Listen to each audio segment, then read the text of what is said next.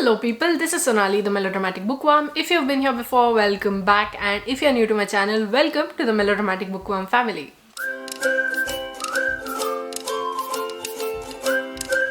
In today's video, I'm going to be sharing with you 5 book recommendations if you love traveling. If you feel that wanderlust calling to you, if you feel like you can't stay in one place, you just have to explore new places, then these are 5 books that you should definitely check out. As bookworms, we know that when we read a book, we are transported to the place that is being described in the book. Books have that power. We all know that. I don't need to expand on it.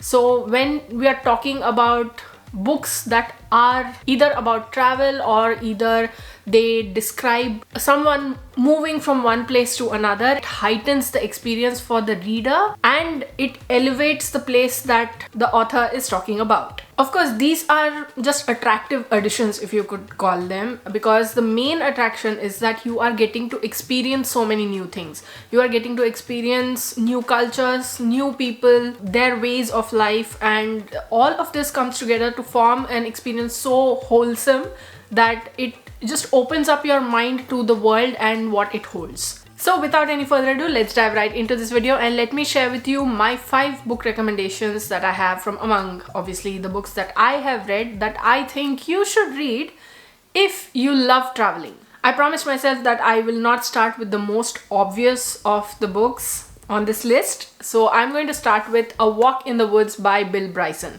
This is an autobiographical account of Bill Bryson's hike through the Appalachian Trail along with a friend and all the experiences he had while hiking that trail. This was my introduction to Bill Bryson. I think I read this in 2018, I think. He is funny, he is humorous, you see a glimpse of the trail, you feel like you are going through that trail, and his exasperation at his friend, his going through whatever he is going through, and for him to keep trudging forward no matter what, and yet he has that streak to him that makes you go, oh, I would like him for a companion whenever I go on a hike, even though I probably won't be able to talk when I go on the said hike because I'll be panting so much. Okay, this is not a roast me video, it's just that you should read this book to get an experience of what it is like to hike through the woods, to think about the things that could be coming at you in that forest, and to think about the risks,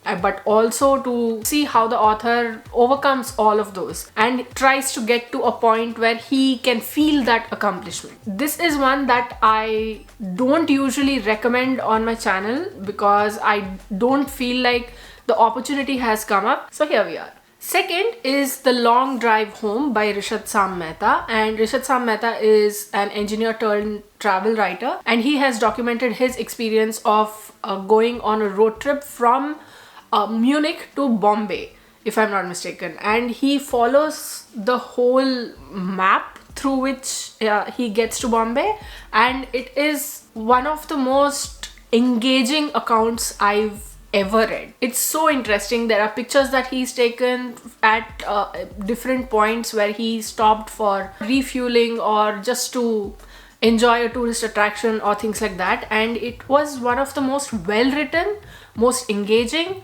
most interesting, because I never heard of a road trip from Munich to Mumbai. I didn't think someone would be able to do it, but reading this I realized that there are ways in which you can go via road, and he did it, and in what a way he did it. I love this book. I actually read it for a review that I had to write for a newspaper I was working for back then, and I'm so grateful for that opportunity because this is one book that I will never forget, and it is something that I will always hope to recommend whenever a book about travel or road trips or this kind of thing comes about.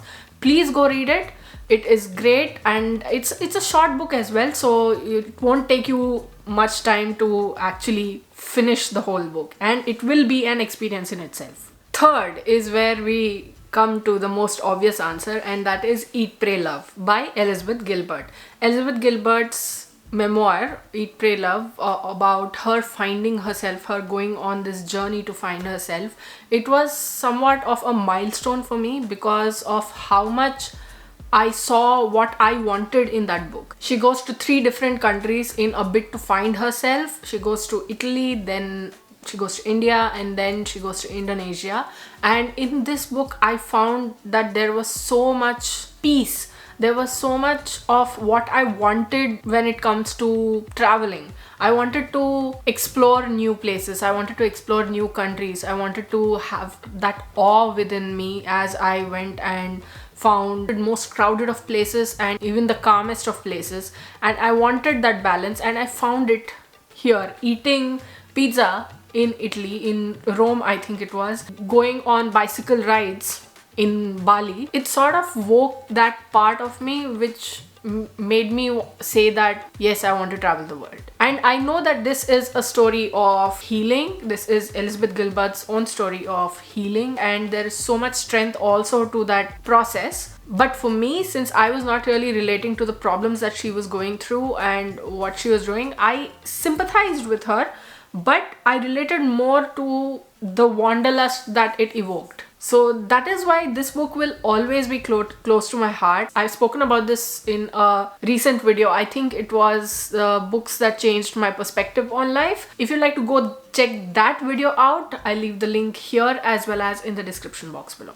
Number 4 is Heidi by Johanna Spyri, and this is such a sweet tale of a little girl living in the Swiss Alps with her grandfather, I think. And the way this whole book is written, it just fills you with joy and you want to go and frolic in the Swiss Alps as well. And Switzerland is something that is seen as such a luxury, that is seen as such a place that you can go if you have both the time and the money, if you can afford it in more ways than one and all of that. I know I have neither, but this book just made me want to give everything up and just go running for the mountains. That's not right, but go running to the Alps. I wanted to go explore the possible places where Heidi would have been lying down in a field, or she would just be playing with her friend or with her were they sheep or were they goats? I can't remember. But the sweet innocence, the freshness, like, yeah, as I remember this book, I can feel the freshness of that air. And even though I cannot smell, I feel like I can smell.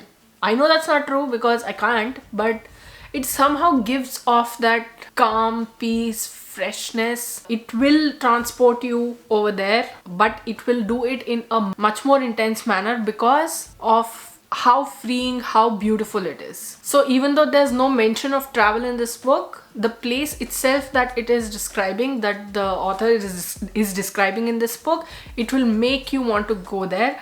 And that sort of travel, it's unparalleled. And last but not the least on this list is The Guernsey Literary and Potato Peel Pie Society by Mary Ann Traffer and Annie Barrows.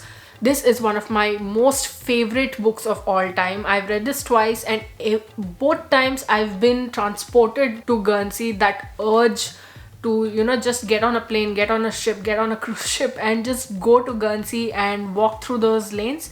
It just gets stronger every time. This is the story of Juliet Ashton, who is a writer, but she is kind of stuck on something and she's not able to write her next book. And now she gets into correspondence with the residents of Guernsey, who share with her the society that they have, like a little book club that they have, which is called the Guernsey Literary and Potato Peel Pie Society. And she gets super invested. So she goes from, I think it's London to Guernsey, and she sees for herself what this is all about. She sees the life that is over there. She interacts with the people and she forms bonds with them, and it's just so wonderful to read. And through Juliet, you form bonds with those people, you form relationships with those people, you develop a crush on one of the characters, and so does Juliet. But whenever I say the Guernsey Literary and Potato Peel Pie Society, I see the beach, I see the dogs, I see them walking down the beach I see the Literary and Potato Peel Pie Society sitting in session discussing the current book that they've been reading. Just all in all, the atmosphere that these authors have created in such a heartwarming manner, the actual meaning of society, the actual meaning of human bonds and relationships, it is elevated in this book in such a fabulous manner. I can't even begin to explain. Although maybe that's the whole point. My point is, if you haven't read this book yet, then I would recommend, please, please, please go read it. This is another book that will make you want to get out there, book a flight and just travel to Guernsey. Just like me, because the very thought of Guernsey or the Guernsey Literary and Potato Peel Pie Society, I close my eyes and I see everything flash across it. I see what ifs. What if I went there? What if I traveled there? But there's a thing called reality, so I can't actually go. So instead, I choose to go through this book. So those were the 5 book recommendations I had for you if you love traveling. What did you think of this video? Did you like it? Did you not like it? Have you read any of these books? Do you like any of these books? Or what books would you recommend to someone who loves traveling? Let me know in the comments below. I'd love to hear from you. If you like this video, please like it and share it to spread the word. And if you like my content and would like to see more from me, don't forget to hit subscribe and click on the bell icon beside the subscribe button to get notified as and when I post new videos. Thanks for watching. I'll see you in the next video. Until next time, keep reading, keep watching, and add melodrama to your life.